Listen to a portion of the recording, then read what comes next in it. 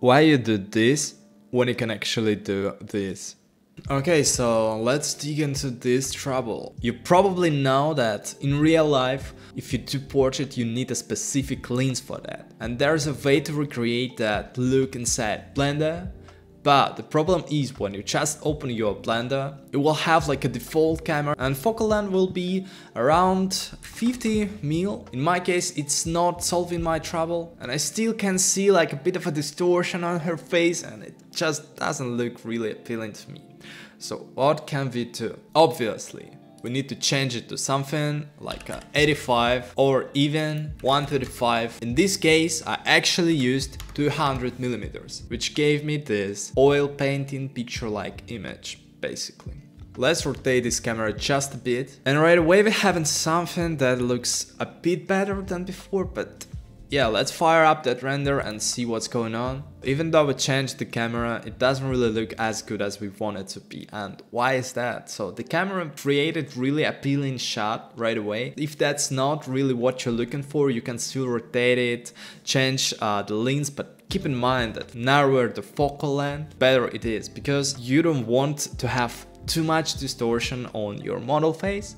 Keep that in mind, because in real life you're never gonna be doing really appealing portrait with wide angle lens. So yeah, let's go with something narrow. I see all the tutorials and they just say like all you need to do is put up some HDRIs and it will work, but they never actually say you that HDRI never actually does the main thing in the shot.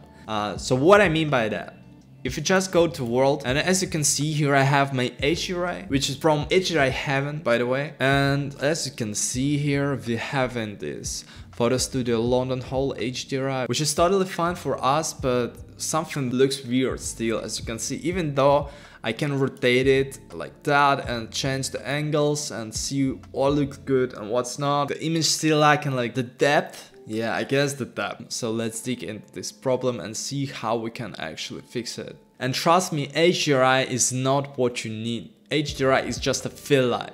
And I'm gonna show you how to approach the HDRIs in the right way just in a sec. So let's start. Okay, so first thing is, and you need to trust me on that, so just lower this value and we need it to something like 0.1. And it's completely darker now, but it is actually what we need. Let's open this view right here and see what we can do. So obviously we're having some dark parts all over the image. So first thing you can think of to add is the sun. And you probably know, but I always do it this way. So I add the sun first. Doesn't matter where you put it, but the thing is with sun, it just creates something, just a bit, and it creates, most importantly, it creates like some shadows on the backplate, on the background that I have. And by the way, for the background, I don't do any fancy studio modeling. I just have a plane. You can do your studio if you want, but it doesn't really matter in this case.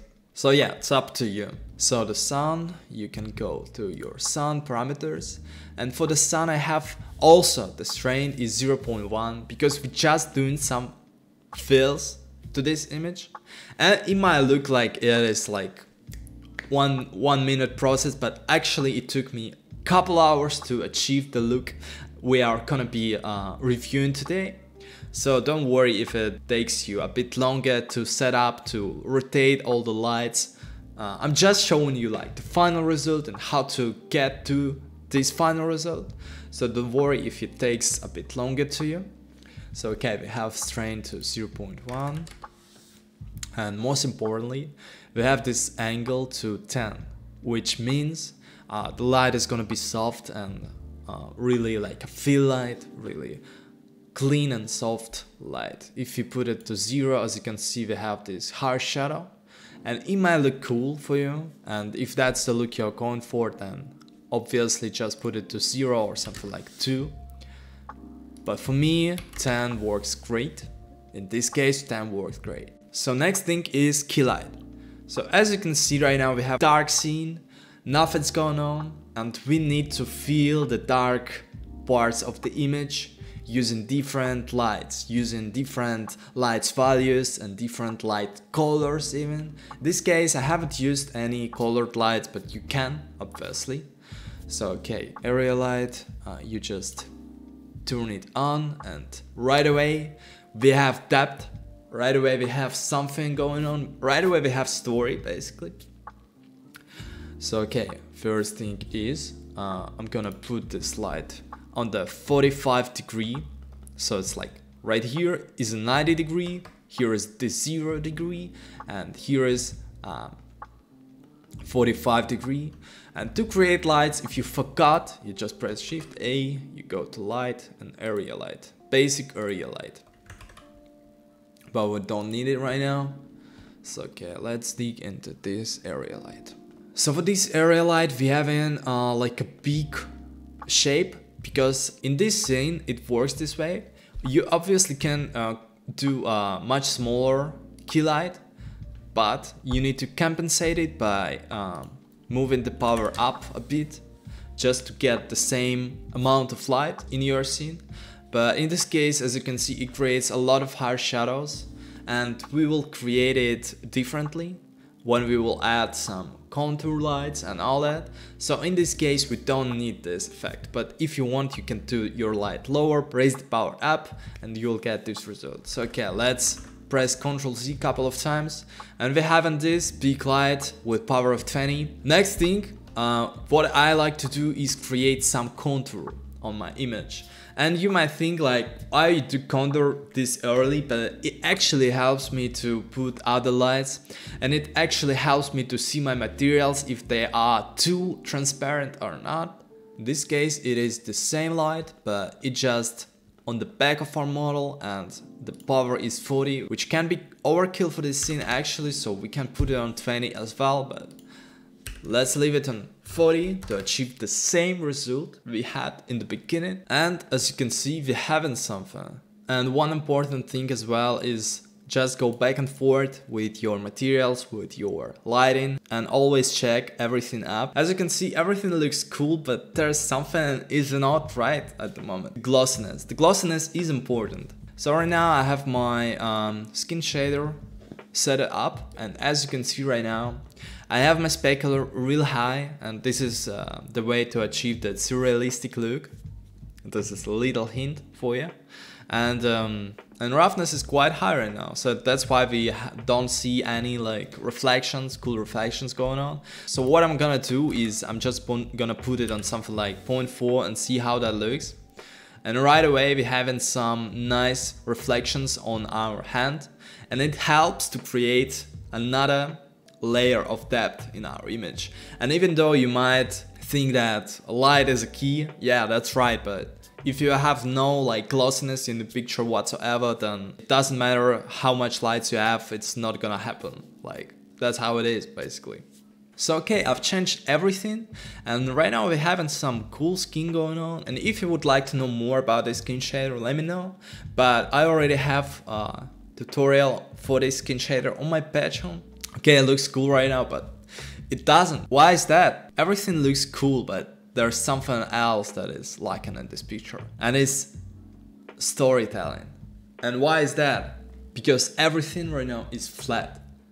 So that's why we need to emphasize some parts and do something surreal to create an amazing picture. What's that? There's an area light, let's turn it on.